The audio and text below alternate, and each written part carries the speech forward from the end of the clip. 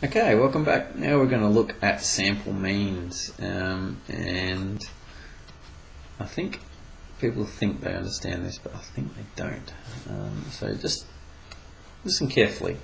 Just make sure you understand what this is, because it's. I think you can answer questions on these things without really understanding it, but if you do understand it, you'll understand, well, mathematics and statistics much better, but also you might do better on your exam if they ask some sort of curly question where they check your understanding.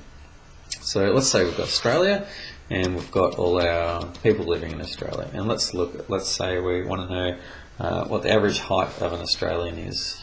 So what we can do is we can take this Australian here and we'll say they're 76 kilograms, and we take this Australian here and he's 101 kilograms. Did I say height? I can't remember what I said. Let's go to weight. Sounds like I've gone to weight. This person here is 52 kilograms, and so what we can do is we can average out these. So we add these up together and we take an average to find out what our mean is, and that's one way to estimate what the average is. So we're just taking 1, 1, 1, and we're just taking the average of those to get a value of mu here, and that's the expected value of x.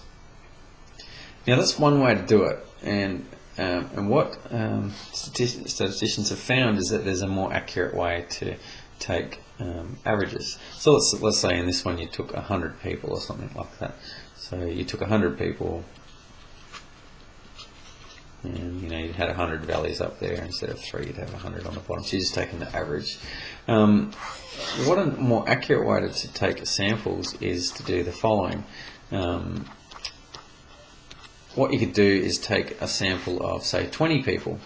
So you're going to take 20 people out there, and you're going to add their weights up together. You're going to add them all up and then divide them by 20, and you get one value of x bar. X bar means the mean, the average of that. And then you're going to take another group of 20 people there, and you're going to add all their values up and then divide them by 20. You're going to get another value of x bar. Let's just call it x1 and x2, etc. And you do it again and again and again, and you're just taking another group of 20 people and you're taking their average, dividing by 20, and you get another value, x bar 3. And so this is called taking sample means. And please see the difference here. Here, we're just taking one person, one person, one person, and then taking the average of all those people we selected. Here, we're taking groups of 20. We're taking them out, taking the average of that group, and then that is our data value there. And then we're taking another value here, and we're taking the data value there. We're taking another 20 and taking the data value there. And so on this, I'll just try and draw it down here. I'll draw it in a different colour. What you get if you plotted all the values here, let's say if it's weight, let's say it's 80 in here. I'll just scroll this down a bit. Bit of space. Let's say it's 80 is the average weight. Let's say that's mu, and you might get a value here and here and there and there. You might get one way down here, etc. You might get something that looks like this. When you're taking all these different values, you will get 100 dots on here if you take 100 people, and it's going to look something like that. Okay, and what you get is this sort of bell-shaped curve that looks like this. That's if you do this type of thing.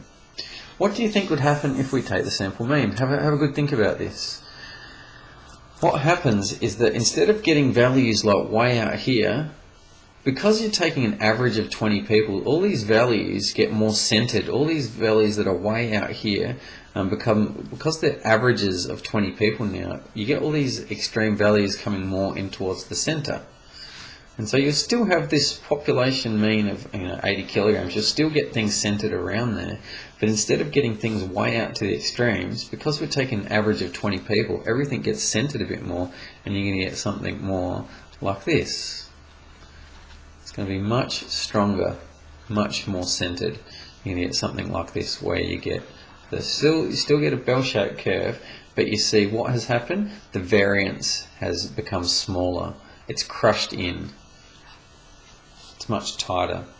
And so that's what we're looking at here. So in your population mean, you've got an expected value of mu, and you've got a standard deviation of sigma. So that's over this side.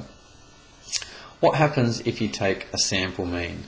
The expected value of a sample mean, so that's x bar, well, it's the same thing, it hasn't changed. It doesn't matter whether you do this method or this method, you're still going to get that center of 80. So that's just still mu, nothing has changed. What has changed though is the standard deviation. Here, what you've seen is the bell-shaped curve, it's crushed in, it's become a lot tighter because of this method that you've done here. And so the standard deviation of x bar is equal to, and I could prove this in class, but it's the standard deviation divided by root n, where n is the sample size. So in this case it was 20. Okay, so they're the sort of the things that we're talking about. Sorry to just write it all over a bunch of crap, but I think it's a good illustration about what we're talking about. This is this side, and this is this side. Your expected value stays the same when you take sample means, but the standard deviation becomes much smaller, and the bigger the sample size you take, the smaller the standard deviation will be. And that's really important for getting nice tight data. So if you take big samples and take the average of all of those samples, you get great data. And that's really it. Let me do an example. I did have one. Let's have a look at male weights. For some reason, I always do examples about weights. I'm sorry for that really poor. Let's say the male weights, the average mean is 82 kilograms and standard deviation is 10 kilograms. Just chose the numbers to be easy. So let's just have a look at these. Firstly, find the probability that, let's say, sorry, that's x. Find the probability that, I'm actually going to write this out because I want you to see something. Find the probability that one male chosen at random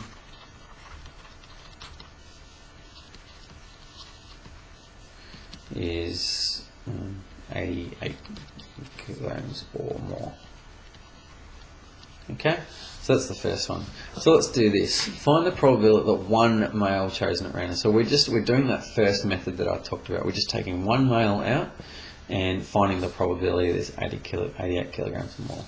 So nothing's really different here. This is the probability that x is greater than 88, and it's equal to as well. It's 88 kilograms or more.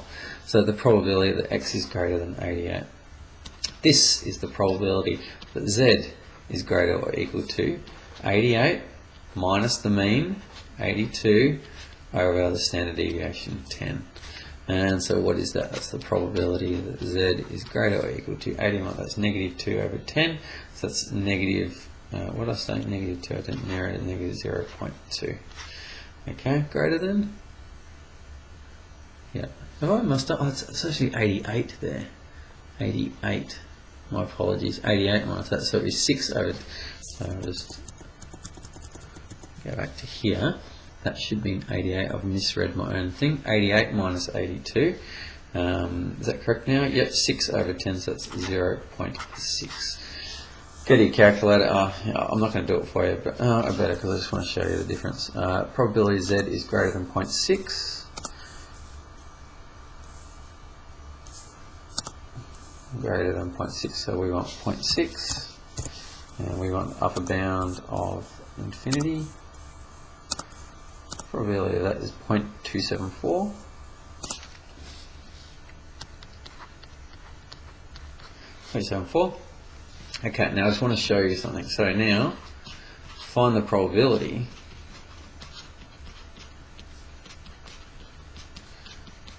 that the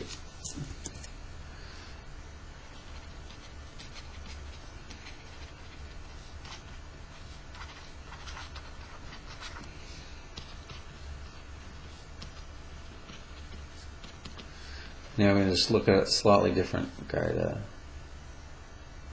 is, I'll just write it exactly the same as I wrote it before, is 88 kilograms or more. Okay, so now we're looking at find the probability that the sample mean for a group of 25 males is 88 kilograms or more. Can you see the difference between part A, part B? Part A, we're just choosing one person, and what's the probability that they will be greater than a certain amount? That's the simple way. Now we're going to look at these sample means. We're going to take a group of 25 males, and we're going to say that we're going to take the average of those 25 males. What's the probability that they'll be an average 88 kilograms or more? So let's have a look at that. What we're trying to find now is the probability that X bar is greater than 88. Okay, so we've got X bar, slightly different. Now, again, we do the same thing. We change it to a Z statistic, greater or equal to 88. I got it right this time. 88 minus the expected value of X bar over the standard deviation of X bar.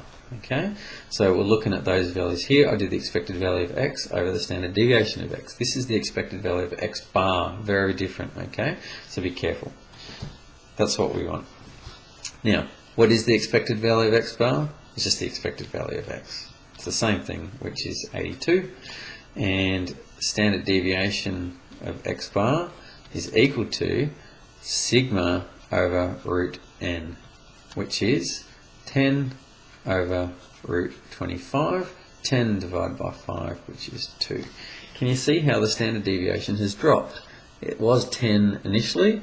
Can you see how much it's dropped? It's gone down to 2. It's the bell curve has become much tighter. It's squeezing in. There's not much variance there.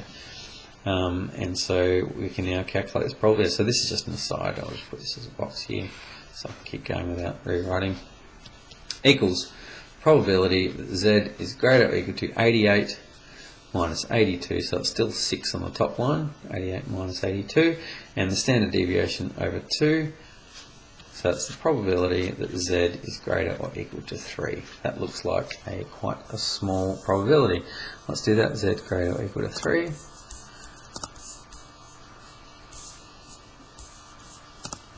The lower bound is 3, upper bound is infinity. And that's 0.00135. 0.00135. Okay. So here we go. That's like 27% chance of that happening, of one person being that. This is, 0.13% of chance of happening. Okay, and why is that? Well, looking at this one, the probability that one male changing. Well, one male can be really heavy or can really light. You get more extremes if you're only choosing one man. One man could be any type of weight. Okay, but in the second one, you find probably the whole group is that far above the mean, and that's far, far less likely to happen because the averages bring everyone back towards the center more. You got a smaller standard deviation, so this makes sense that you get a smaller percentage chance if you've got an average chance. Everything is in towards the center. Hope that makes sense. See you in the next video.